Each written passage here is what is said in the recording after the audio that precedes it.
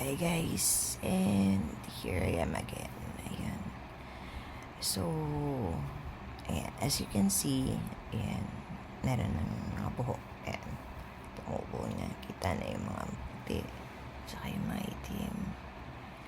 Ayan, so, this video is not going to be all about me. Ayan, so, share ko lang sa inyo yung feeling na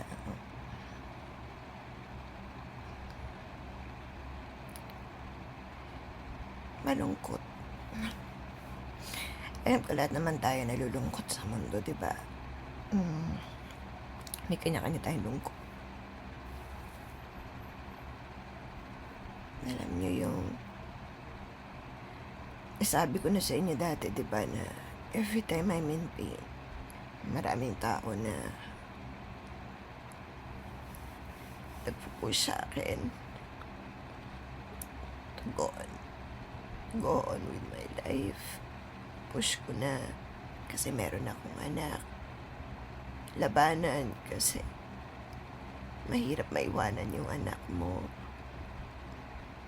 There are sometimes hirap ka na. Hindi mo masabi sa lahat ng tao na kakilala mo yung nararamdaman mo.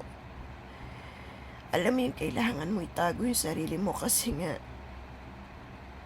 others might not understand you. Others might say na, okay lang yan. Yung iba nga nakakapagtrabaho pa. Yung iba nga nakakayanan pa ng ganito na ganito. Pero, one thing is for sure. Siguro kung wala akong sakit, I'd say, ito lang to. Wala yan, sisiw yan, kaya ko yan. Ang dami ko nang pinagdaanan sa buhay ko. I'd be honest, out of my 45 years existing, mag-45 na ako this year, I was never really dependent about any person or anything kasi I always find a way. Lagi kong dahilan. Pag may problema, may solusyon.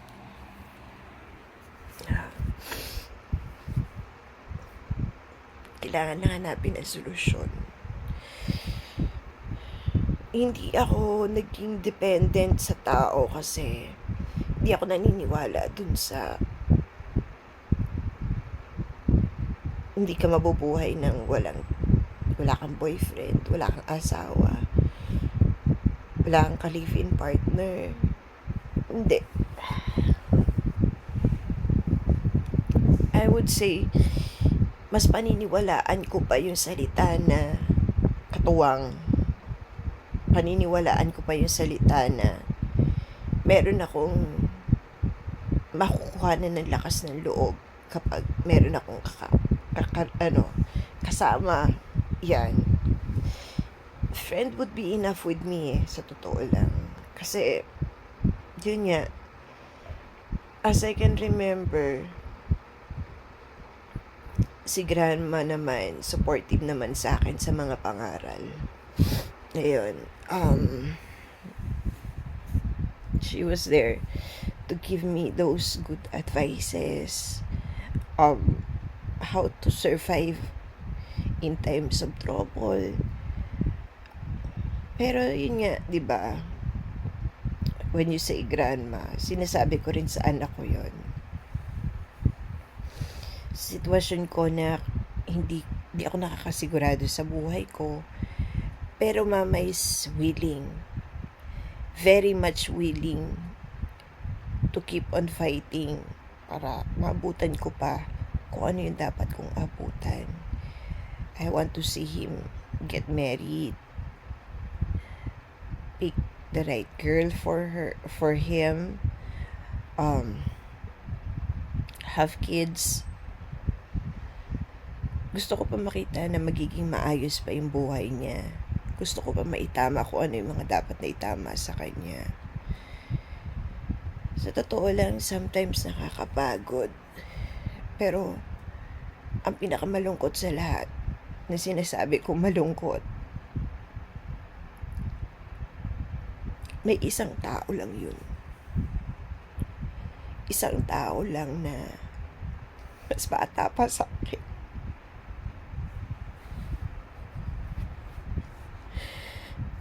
Once na nararamdaman ko yung ganitong sakit, yung sobrang sakit, para akong napapraning. Kahit nasang lupalop ng mundo ako,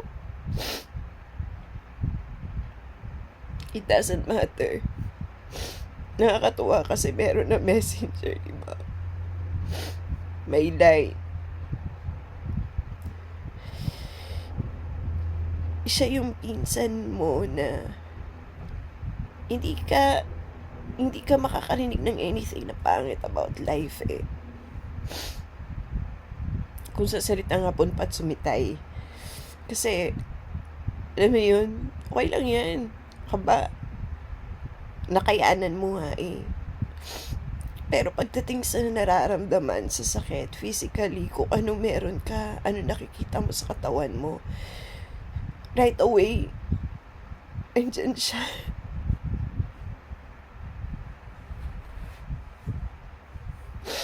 O pwede ko lang sa kanya sabihin ngayon na Jen,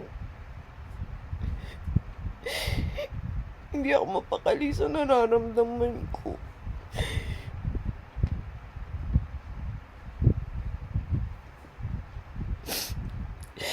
Alam ko nandyan lang siya sa tabi-tabi. Pwede ako mapakinggan pero hindi ko na maririnig yung mga salita niya. Siya lang kasi bukod tangi na kapag nag-PM ako ng Turin. Kahit gaano kabisi yan, sasagot at sasagot sa akin.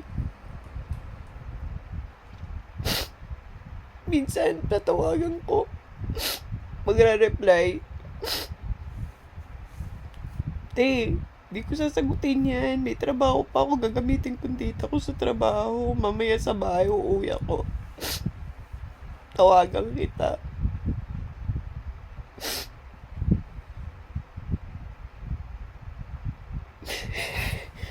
Ano mo yung ngayon ka lang nakaramdam na nalungkot ka kasi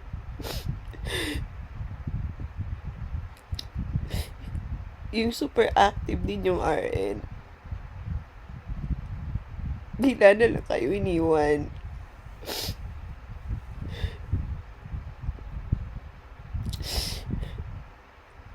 Nakadalawang atake na po ako ng cancer sa katawan ko pero buhay pa ako. Pero siya, isang collapse niya lang. Wala na siya.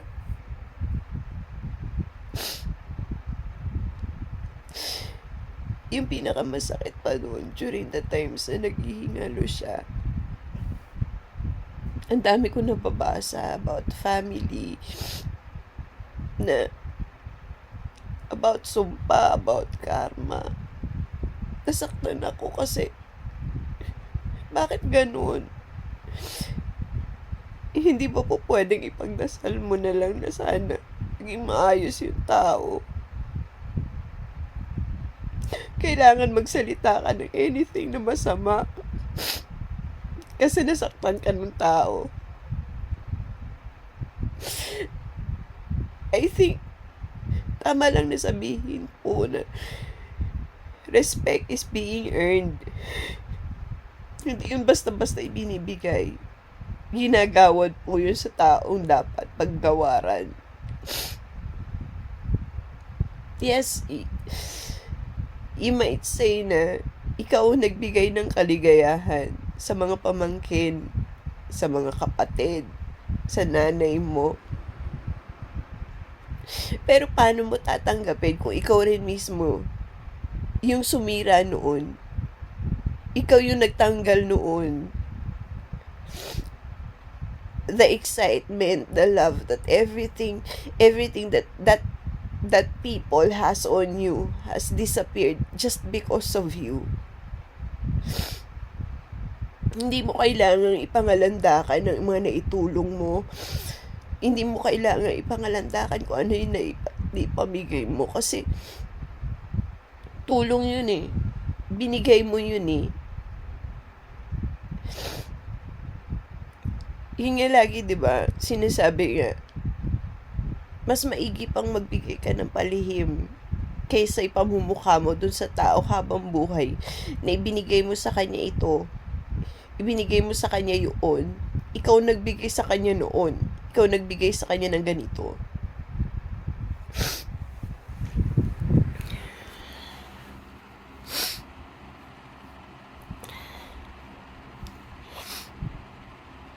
Siguro, lagi ko sinasabi sa mga kapatid ko, ngayon, kung kayo tumulong kayo. Pero asahan ninyo na ang magbabalik ng tulong na ibinigay ninyo, ang gaganti para sa inyo, hindi na yung taong yun. Ibang tao na. Yun ang lagi nilang dapat tandaan na sinasabi ko sa kanila. Ngayon, mabigat kasi, diba, namatay na yung kaligayahan ng tahanan na yun. Si grandma. Pinagtatawanan nila kasi yung kanang kamay sumunod na. Yung pinsan ko. Sino pa susunod? Sana wag na madagdagan.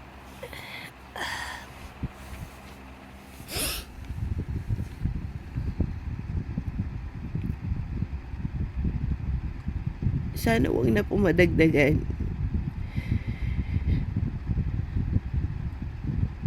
Sana kung ano man yung sinasabi ng taong to, nakarama dahil sa pambabastos sa kanya, sana matapos na.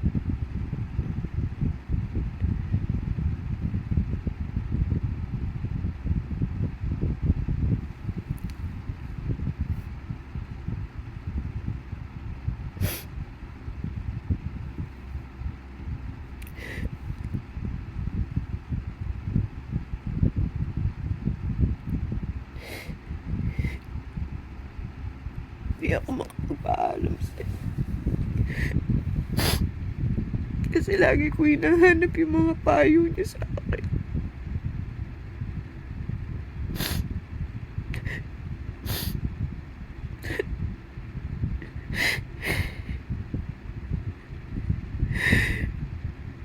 Surin ko nasan ka man. Sana gabayan mo ko. Sana makayanan ko yung sakit na nararamdaman ko araw-araw. Kasi alam ko ikaw lang yung nag-aalala sa akin.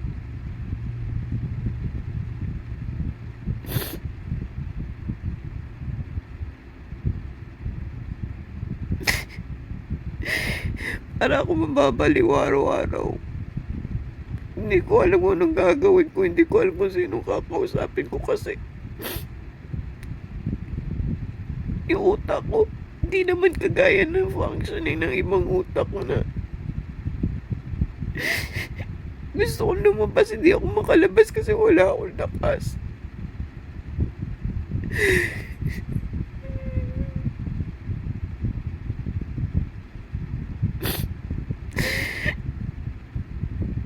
Suring gabayan mo ako.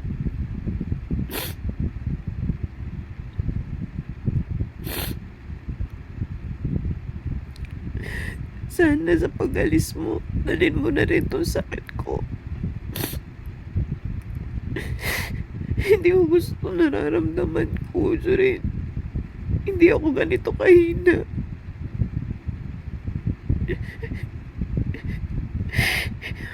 Ayoko na nasa isang sulok. Ayoko na hindi ako nakakalabas. Ayoko na hindi ako nakakahalubilo sa mga tao. Ayoko na ganitong pakiramdam.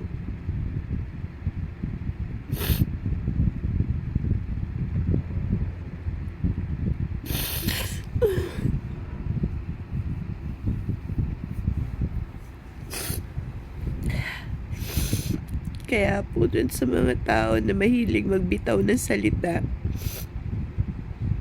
isipin po muna ninyo ng Hindi lang isang beses, 2 beses, 3 beses, maraming libong beses bago kayo magbitaw ng salita. Makapangyarihan ng salita. Hindi nyo alam kung yung isang beses na sibitawan ninyo ay makakapatay ng tao. Hindi ninyo alam kung makakasakit na nararamdaman ng isang tao na pagmumula ng sumpa ng kung ano pa man na sinasabi nila. Para dun sa sinasabi na nagbigay ng sumpa doon sa isang bagay na tinabla ng pinsan ko, hindi man na naniwala ang ibang tao. Bahala nang bumalik ang Diyos para sa'yo. Diyos na lang ang bahala sa'yo.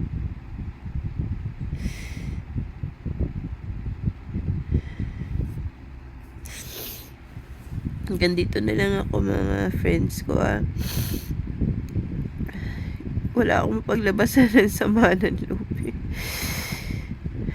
Dito na naman kasi ako sa stage para ako mababaliw sa sakit dahil hindi makatulog. Sa umpisa makikinig ang gamot. Dating ng pangalawang araw, ayan na naman siya. Parang malalaglag yun dun sa baba mo. Malalaglag yung buong katawan mo. Hindi mo alam na nararamdaman mong sakit.